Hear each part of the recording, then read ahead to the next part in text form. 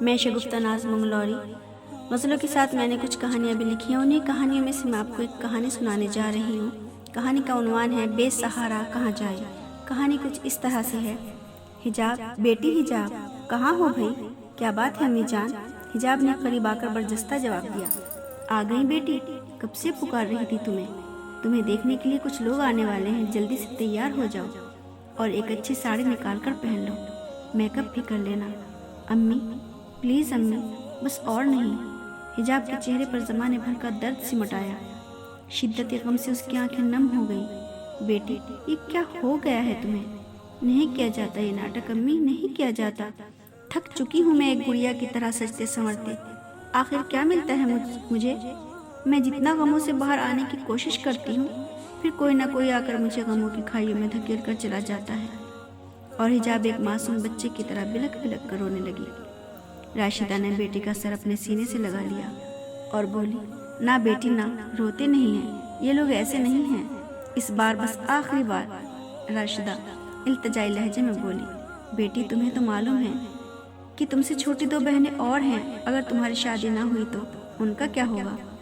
امی، میری پیاری امی، آپ سیماب اور شباب کی شادی کر دیجئے، وہ دونوں خوبصورت ہیں، انہیں کوئی دشواری نہ ہوگی۔ اور آپ تو جانتی ہیں جو لوگ مجھے دیکھنے آتے ہیں وہ مجھ سے زیادہ چھوٹی بہنوں کو پسند کر کے چلے جاتے ہیں۔ امی اگر آپ ان دونوں کی شادی کر دو تو مجھے کوئی اعتراض نہیں ہوگا، بلکہ سکون حاصل ہوگا، روز روز کی حقارت اور ٹھکرائے جانے سے بچ جاؤں گی۔ بیٹی تم کیسی باتیں کر رہی ہو؟ کون کہتا ہے میری حجاب اچھی نہیں ہے؟ کیا کمی ہے میری پھول سی بچی میں؟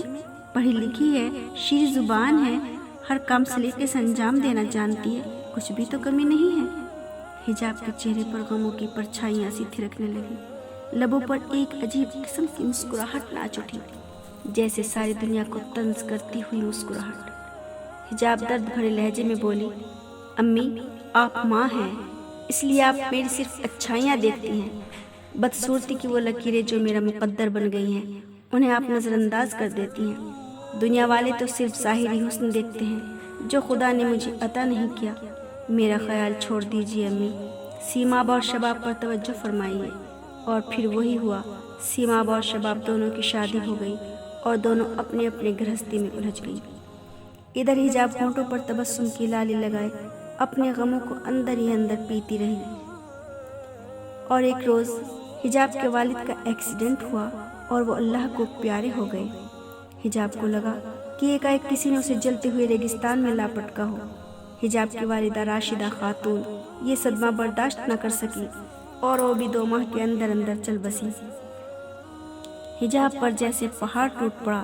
سیماب اور شباب دونوں رو دھو کر جانے لگی تو ایک پڑوسن سیماب سے بولی، حجاب کو کس کے سہارے چھوڑے جا رہی ہو؟ اب اس کا ہے ہی کون جو اس کی دیکھ بھال کرے گا؟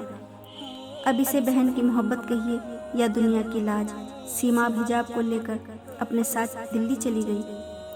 دلی جیسے بڑے شہر میں آ کر حجاب کو سب کچھ انوکھا سا لگنے لگا۔ پہلے تو سب کچھ ٹھیک ٹھاک چلتا رہا اور پھر آہستہ آہستہ گھر کا سارا کام حجاب کو سونپ دیا گیا، لیکن خدا کی نیک بندی کی ماتھے پر شکن تک نہ آنے دیا۔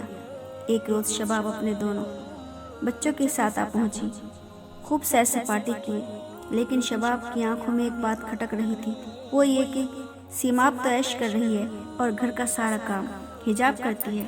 جاتے وقت شباب نے وہ ایکٹنگ کی کہ پوچھئے مت، حجاب کو گلے لگا کر خوب روئی۔ آپ میرے کتنی یاد آتی تھی، اللہ ہی جانتا ہے، سچ تو یہ ہے میں آپ کو لینے کے لیے ہی آئی ہوں، آپ میرے ساتھ چلیے، دل نہ لگے تو آ جانا، یہ تمہیں پہنچا جائیں گے۔ معصوم حجاب بھی گلو گیر ہو گئی اور ساتھ جانے کے لیے تیار ہو گئی۔ سیماب کو بڑے تاؤ آئے لیکن کچھ کہہ نہ سکی اور اس طرح حجاب دلی سے بمبئی چلی آئی۔ شباب ایک خوبصورت فلیٹ میں رہتی تھی، لیکن فلیٹ میں قیمتی سامان ہونے کے باوجود سب کچھ بکھرا سا لگتا تھا، قرینے سے کچھ بھی سجایا نہیں گیا تھا اور حجاب یہاں آ کر بھی کام کاج میں الجھ کر رہ گئی۔ ادھر شباب کا فلیٹ شیشے کی طرح دمکنے لگا، دوسری طرف حجاب کے چہرے پر تھکاوٹ، کمزوری اور بیماری کی گرد جمنے لگی۔ حجاب سمجھ چکی تھی کہ سب مطلب کے ہیں، لیکن وہ کر بھی کیا سکتی تھی۔ کھانسی بخار نے حجاب کو جکڑ لیا، وہ کھانستی رہی، नतीजा ये हुआ कि इलाज न होने की वजह से उसे टीबी हो गई और वो खून थूकने लगी। अब उसमें कुछ भी करने की हिम्मत बाकी नहीं रह गई थी, लेकिन जैसे तैसे वो करती रही। और एक रोज़ वो कपड़े धोते वक्त खांसी उठी और खून की क़ह हुई और फिर आंखों के आगे अंधेरा छा गया और हिजाब बेहोश हो गई। जब हिजाब होश आया तो हर चीज़ को हैरान परेशान देख रही थी। हिजाब ने घबरा कर बेड से उठना चाहा, तभी एक सफ़ेद पोश खातून ने आकर उसे थाम लिया और आहिस्ता से लिटाते हुए बोली, शुक्र है तुम्हें होश आ गया, तुम पूरे 4 दिन में होश में आई हो। हिजाब ने घबरा कर उस सफ़ेद पोश से पूछा, तुम कौन हो और मैं कहाँ हूँ? सफ़ेद पोश मुस्कुरा कर बोली, तुम सरकारी अस्पताल में भर्ती हो और मैं यहाँ की ड्यूटी अंजाम देती हूँ। 4 रोज़ पहले तुम्हारी मालकिन तुम्हें यहाँ भर्ती करा गई थी। मालकिन? कौन मालकिन? हिजाब हैरान होते हुए बोली, वही जिसके यहाँ तुम काम करती थी। कह रही थी तुम्हारा इस दुनिया में कोई नहीं है। क्या नाम बताया था उन्होंने? हिजाब लरजती हुई आवाज़ में बोली। नर्स जहन पर जोर डालते हुए बोली, शबाब अय्यूब, यही नाम बताया था तुम्हारी मालकिन ने। हिजाब पर जैसे बिजली गिर पड़ी। चंद लम्हे सकते की हालत में रही, फिर हिस्ट्रियाई अंदाज में चीखते हुए बोली, वो मेरे अपने थे सिस्टर, वो मेरे अपने थे, मेरे सगे, मेरी बहनें जिन्होंने मुझे इस हालत में पहुंचाया। वो मेरे अपने थे जिन पर मैंने अपना अरमान लुटाया। वो मेरे अपने थे सिस्टर, वो मेरी मालकिन नहीं थी सिस्टर, मेरी बहनें थी। हाँ मैं ये कहती हुई हिजाब गिर गई। नर्स ने जल्दी से हिजाब को सहारा देकर उठाकर पानी पिलाना चाहा, लेकिन हिजाब की रूह तो प्रवास कर चुकी थी। तन पर जो वार होते रहे उन्हें वो सहती गई, पर मन पर भारी वार बर्दाश्त न कर सकी। हिजाब की आंखें छत को घूर रही थी, जैसे कह रही हूँ, वो मेरे अपने ही हैं नर्स, जो मेरी मैयत पर 2 आंसू भी बहाने नहीं आएंगे। नर्स की आंखों से आंसू की बूंदें निकल आई और उसने कांपते हुए हाथों से हिजाब की आंखें बंद कर दी।